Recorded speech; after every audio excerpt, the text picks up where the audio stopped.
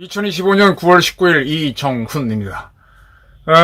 이재명 대통령이 유엔에 가서 연설을 한다 그러죠. 한반도 문제에 대한 얘기가 있을 겁니다. 굉장히 주목해야 됩니다. 지금 우리가 굉장히 많은 문제에 봉착하고 있는데 이 시점에서 꼭 짚고 넘어갈 것이 있습니다. 이재명과 정동영 통일부 장관이 김정은하고 내통하고 있는 거 아니냐, 야합하고 있는 거 아니냐, 이 문제 꼭 살펴봐야 됩니다. 그리고 트럼프의 세계 전략과 여러분들은 잘 모르실 겁니다. 통일연구원장 김천식 씨 주장을 다시 한번 봐야 됩니다. 자, 9월 18일 정동영 통일부 장관 2025 국제 한반도 포럼 개회사에서 북한의 적대적 두 국가론, 북한은 지금 남북이 별도 국계로 가자 이런 주장을 했었죠. 근데 서로 친한 나라가 아니에요. 한국과 일본처럼 수교를 한 그런 나라가 아니라 서로 적대적인 두 개의 국가로 가자라는 게 북한의 주장이었는데 그것을 평화적 두 국가로 전환하는 것이 이재명 정부의 대북정책 핵심이라고 주장했습니다. 그리고 이재명 대통령은 흡수 통일을 포기한다라고 지난 8월 15일 광복절에서 이야기했습니다. 남북이 두 개의 국가로 가자는 거죠. 이러한 이재명 대통령과 정동영 장관의 주장은 대한민국 헌법을 위반하고 있고 국회법을 위반하고 있고 적과 내통하는 진짜 이거는 외환 혐의가 있다. 이렇게 봐야 된다는 겁니다. 자, 북한이 두 개의 국가로 가자는 주장이 지난 9월 초에 중국에서 사이비 전승절이 있을 때 김정은이가 갔었죠. 일본 교토통신은 전승절에 참석했던 김정은이가 시진핑을 만났을 때 남북 평화통일 포기 정책, 북한은 남북 평화통일을 포기하겠다라는 걸 설명하고 지지를 구했습니다. 그런데 북한 측은 시진핑은 한반도 문제에 대한 중국의 일반적인 공정한 입장이 있다. 이게 쌍계 병행이에요. 한반도는 두 개의 분단된 나라로 있어라. 분단된 상태로 있어라. 이게 유엔의 결정이었다. 통일하지 말라는 건.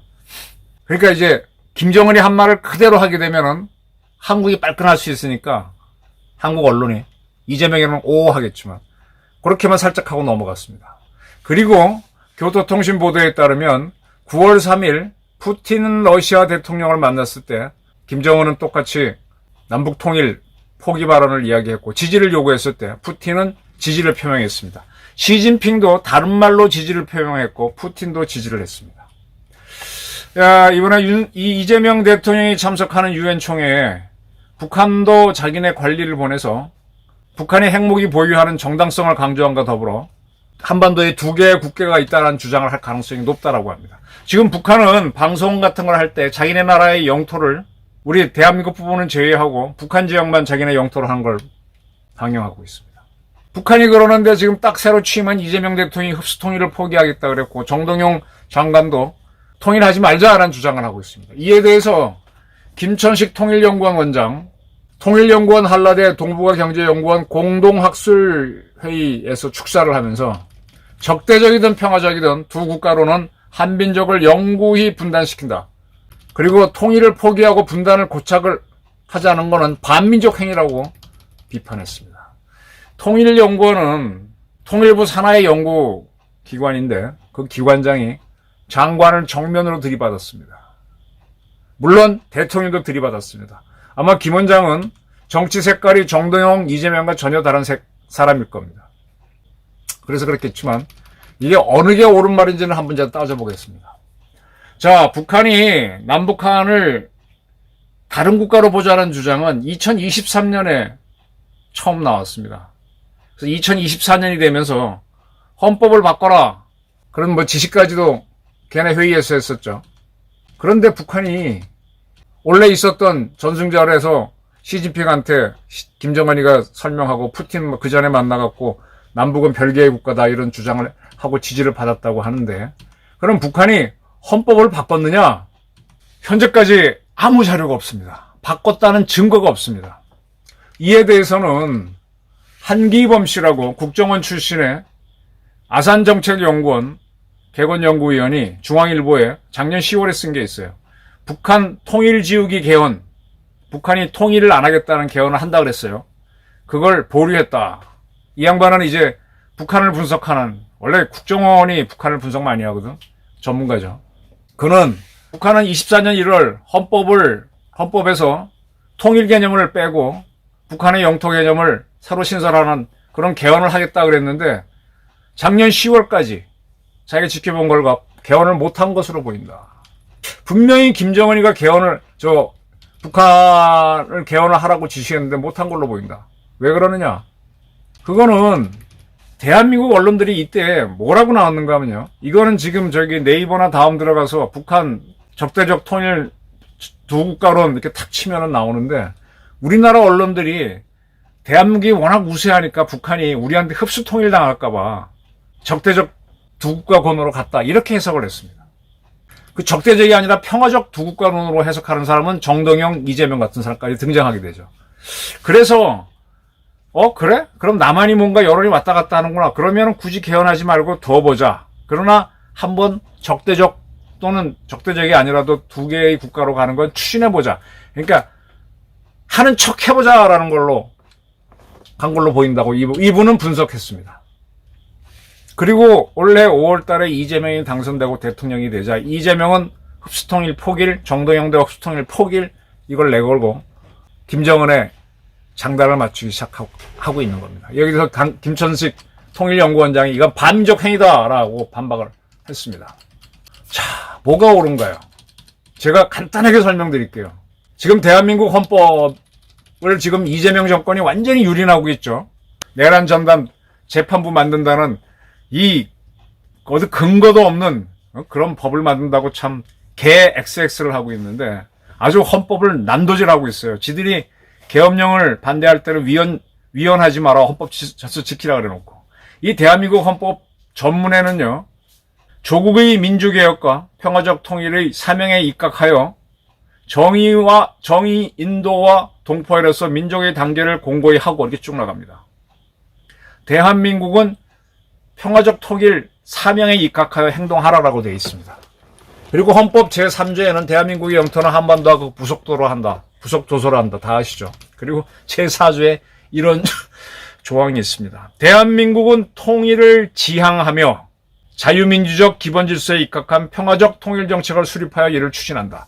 즉 흡수든 뭐든 통일을 안 하겠다라고 하는 대통령과 정동영은 헌법 위반입니다. 이걸로 이들은 탄핵해야 돼요. 물론 국회가 민주당이 다수니까 안 되겠지만 완전히 반헌법 대한민국 헌법을 유린하는 내란 그리고 북한하고 통하는 외환 행위를 하고 있습니다. 조금 더 헌법 조항 보겠습니다. 헌법 제66조 제3항 대통령은 조국의 평화적 통일을 위한 성실한 의무를 진다. 네, 이렇게 다시 한번 대통령의 의무를 대한민국은 통일을 지향한다라고 했고 대통령은 그 평화적 통일의 의무를 진다라고 했는데 그 의무를 완전히 갖다 버리고 있는 게 이재명입니다. 실은 8월 15일 날 연설에서 그랬고 정동영이 맞장구를 치고 있습니다. 정동영 씨는 국회의원이죠. 국회의원들은 국회의원에 당선되면 선서를 하게 돼 있습니다. 그 선서의 내용은 국회법 제24조에 나와 있습니다. 의원은 임기 초에 국회에서 다음에 선서를 한다라고 하면서 이렇게 합니다. 나는 헌법을 준수하고 지금 민주당 전혀 헌법 준수하지 않고 특별 재판부 안 되니까 전단 재판부 만들려고 합니다. 헌법을 준수하고 국민의 자유와 복리의 증진 및 조국의 평화적 통일을 위하여 노력하며 네, 민주당은 이재명, 정동영 주장에 따라갈 게 아니라 조국의 평화적 통일을 위해 노력해야 됩니다. 선서를 했습니다. 근데 안 하겠다는 거예요. 이거는 북한하고 장단 맞추는 겁니다. 진짜 내란 외환에 혐의가 있는 건 아닌지 살펴봐야 됩니다. 자, 제가 왜 이런 얘기를 거듭해서 하는가 하면은 지금 너무 편안해서 한반도에 전쟁이 날 거다라는 그러니까 전혀 예상들을 안 하고 계시는데 하루아침에 날 수도 있습니다. 2차 대전이 나기 전까지 최인벌린 총리가 쫓아가서 히틀러 만나고 할 때 전쟁 날 줄이나 알았어요? 체코슬로바키아의 영토인 주데텔란트를 독일이 할양받아도 그리고 뭐 아주 평화적으로 해결했다고 하다가 빠방빵 영국이 전쟁에 휩쓸리면서 체인벌린이 물러나고 그리고 이제 처칠이 등장하면서 처칠이 도저히 못 막죠. 자존심을 버리고 미국 가서 도와달라 그러고 루즈벨트가 오케이 하면서 1차 대전 때 이미 세계의 패권은 미국이 더 많이 가져갔는데 2차 대전 계기로 완전히 미국이 세계 패권을 갖게 되는 거죠. 지금 북한도 고위 관리를 보내서 유엔에서 한반도 통일 포기 연설할 가능성이 높은데 거기에 유엔 총회 이재명 대통령도 가서 또 흡수통일 포기 발언한다 그러면 북한하고 내통하는 걸로 봐야 됩니다. 이거 아주 심각하게 따져야 됩니다. 한국의 민주주의 회복 과정, 그래서 돌아온 민주한국을 연설한다고 지금 밝힌 바가 있는데 그거와 더불어 한반도 평화 구상 등을 설명할 것이다라는 보도가 청와대 대통령 발로 많이 나오고 있습니다. 자, 세계 정세를 설명을 드릴게요. 트럼프 미국 대통령이 어제, 미국 시간으로 어제니까는 사실상 뭐 오늘이라고 봐도 됩니다. 9월 19일. 아프가니스탄 수도가 약간 동쪽, 그러니까 중국 쪽으로 가 있습니다. 아프가니스탄이 통통한 고구마처럼 생긴 나라인데 그 앞에 쭉 뭐 이렇게 하나 삐죽이 나온 게 있어요. 그 삐죽이 나온 회랑지대가 중국하고 국경이 닿아 있습니다. 그 삐죽이 나오는 그쪽 가기 전에 수도 카불도 오른쪽에 있는데 약간 더 오른쪽에 바그람이라고 하는 기지가 있어요. 이게 미군이 닦은 겁니다. 2001년 9.11 테러 당한 다음에 미국이 바로 아프간을 침공했죠. 그러면서 거기에 닦았던 기지가 바그람 기지입니다. 지금 현재 미군이 대한민국에 주둔하고 있는데 미 공군이 있는 데가 오산에 미 7공군 기지예요. 7공군 기지에 활주로가 2개 있습니다. 제가 알기로는 한 2,700m짜리 2개가 있는 겁니다. 2,700m면 상당히 큰 겁니다. 우리 가장 큰 공항이 인천공항인데 인천공항에 3,200인가 3,600짜리 활주로가 2개인가 4개 있죠. 김포공항도 그렇고. 다른 공항들은 보통 뭐 2,000m도 안 돼요. 근데 오산이 2,700m인 거는 대형 폭격기들이 내려요. 대형 폭격기는 B747 크기니까 그게 내릴 수 있는 거예요. 그래서 미국 대통령이 대한민국에 올 때는 서울공항에 내리는 게 아니라 오산, B747이 내립니다. 그렇게 큰 공항이 오산 기지인데 오산 기지보다 훨씬 큰 게 이 바그란 기지입니다. 거기는 3,600m의 활주로가 있었고요. 미 공군 활주로는 항상 2개입니다. 한 개가 파괴돼도 다른 걸로 쓸 수 있도록. 그리고 작전 중에는 한쪽에서는 떠오르고 한쪽에서는 내리고 쓰려고 2개를 합니다.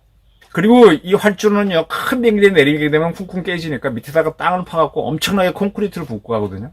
이 바그람 기지 면적이 24제곱킬로미터입니다. 이 오산 공군기지보다 더 큰 게 평택의 미 육군기지인데 평택 기지가 18제곱킬로미터. 세계에서 가장 크다고 하는 육군기지 중에 하나가 평택 기지인데 이거보다 더 큽니다. 근데 미국이 이걸 지어놓고 그 딸레반들을 잡는 작전을 했다가 2021년인가요? 미군이 싹 철수해버리죠. 그때 바이든 정부 때입니다. 2020년부터 카타르에서 회담을 하다가 철군을 합니다. 이때 한국군도 미라클 작전에서 싹 빠져나왔죠. 그런데 이에 대해서 트럼프가 18일날 뭐라 했는가 하면은 그 바그람 기지를 되찾아야 되겠다. 왜? 그 기지는 중국과 가장 가깝다. 중국의 핵기지는 위구르 자치족이 있는 쪽, 중국 서부, 아프간 쪽에 있습니다. 중국의 핵시설과 가장 가까운 1시간이면 비행기로 가는 거리에 있기 때문에 되찾아야 되겠다라고 그랬습니다. 뭐 구체적인 아이디어는 없는 것 같아요. 지금 트럼프가 얘기한 것 중에 하나가 그린란드를 갖고 싶다. 파나마를 운하를 돌려받고 싶다. 파나마 운하 딱 돌려잡으면 거기 통과하는 중국 배들을 다 통제할 수 있죠. 그 다음에 그린란드 잡으면 러시아 통제할 수 있죠. 그리고 지난번 이재명 대통령 맞았을 때 오산기지를 우리한테 달라 그랬죠. 미국한테. 오산기지가 평택기지와 더불어 중국을 수도를 때릴 수 있는 가장 가까운 미군기지죠. 지금 트럼프는 계속 그런 걸 생각하고 있습니다. 그리고 이제 바이든이 2021년 아프간 철군을 했기 때문에 2022년 푸틴이 우크라이나를 침공할 수 있었다라고 트럼프는 보는 겁니다. 이건 우리는 생각도 못하는 문제죠. 지금 트럼프는 어떻게든 푸틴하고 시진핑을 잡으려고 합니다. 그런데 트럼프하고 시진핑이 오늘 중국 신화통신 보도에 따르면 3개월 만에 전화통화를 했대요. 지금 둘 쪽에서 관세 전형도 중미 대결 때문에 일어났는데 이제 관세 뭐 합의도 해야 되고 뭐도 해야 되고 관세 합의가 있는 없이 계속 다툴 겁니다. 근데 왜 북한이 통일을 포기하려는 쇼를 하느냐? 이거는요, 제가 보기에는 미국의 공격을 받지 않기 위해서요.